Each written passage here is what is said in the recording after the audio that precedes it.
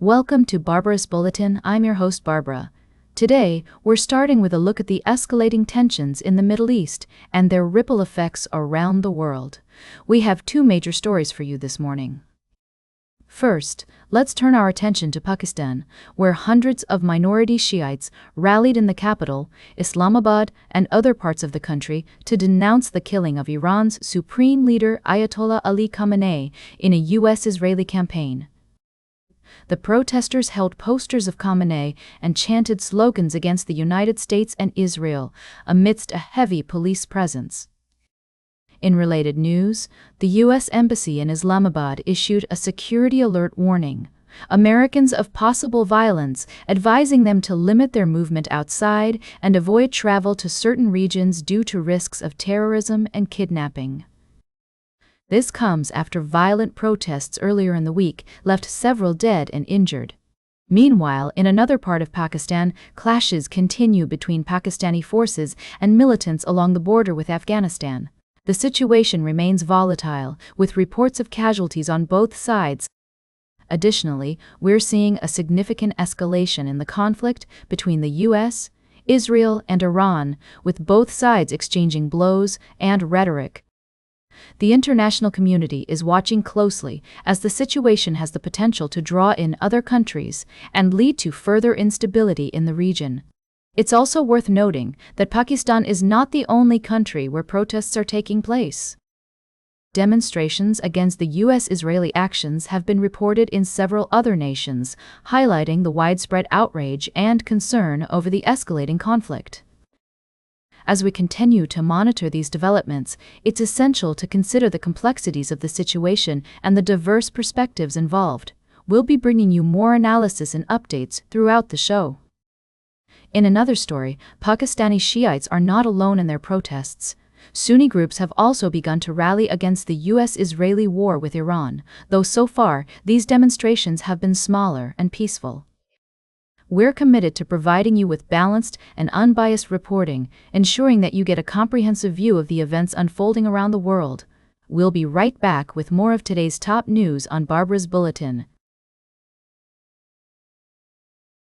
Welcome back to Barbara's Bulletin.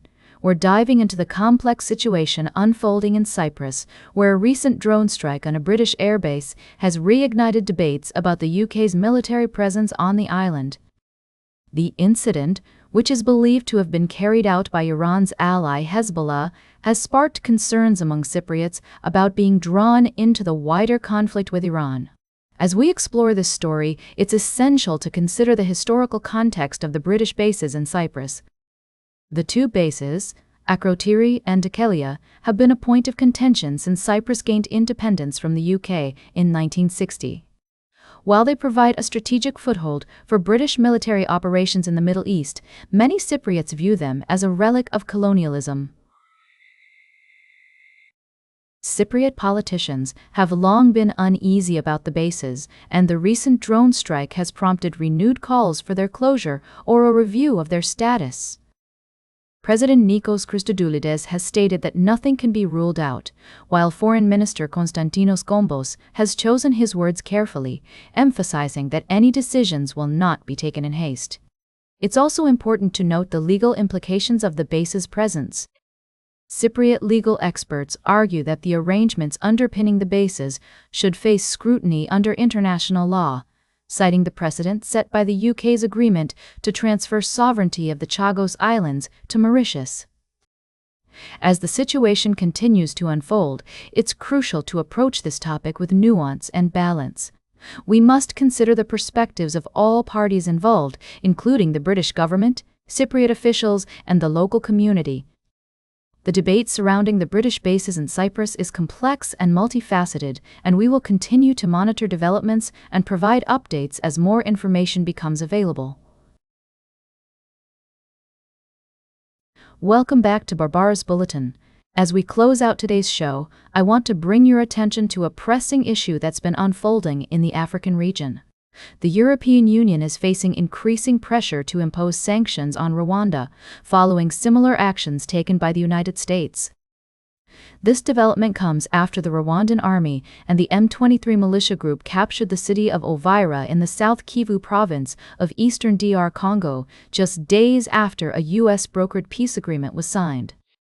The U.S. Treasury Department has sanctioned the entire Rwandan army as well as top commanders, citing their support for the M23 militia.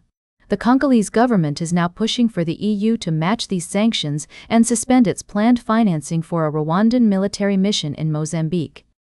Kinshasa's communications minister, Patrick Muyaya, has been actively engaging with the Brussels press corps to highlight what he sees as inconsistencies in the EU's approach.